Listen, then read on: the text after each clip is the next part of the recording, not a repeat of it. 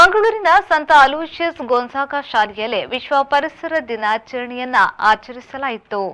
ವಿಶ್ವ ಪುನರ್ಸ್ಥಾಪನಾ ಅರಣ್ಯೀಕರಣ ಮತ್ತು ಬರ ನಿರ್ವಹಣೆ ಎಂಬ ಥೀಮ್ ಆಧಾರಿತ ಕಾರ್ಯಕ್ರಮ ಆಯೋಜಿಸಲಾಯಿತು.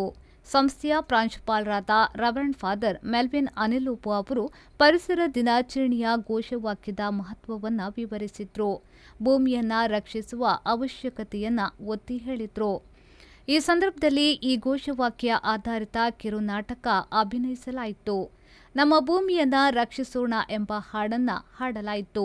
ನಮ್ಮ ಪರಿಸರ ವ್ಯವಸ್ಥೆಯನ್ನ ಸಂರಕ್ಷಣೆ, ಬರ ನಿರ್ವಹಣೆ ಹಾಗೂ ಅರಣ್ಯೀಕರಣದ ಮಹತ್ವವನ್ನು ಮಕ್ಕಳಿಗೆ ಮನದಟ್ಟು ಮಾಡುವಲ್ಲಿ ಈ ಕಾರ್ಯಕ್ರಮ ಸಹಕಾರಿಯಾಯಿತು.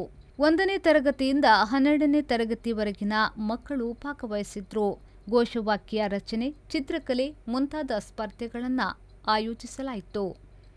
ಸಂಸ್ಥೆಯ ಉಪಪ್ರಾಂಶುಪಾಲರಾದ ಲಾರೆಲ್ ಡಿಸೋಸಾ, ಅಪರ್ಣಾ ಸುರೇಶ್ ಉಪಸ್ಥಿತರಿದ್ದರು.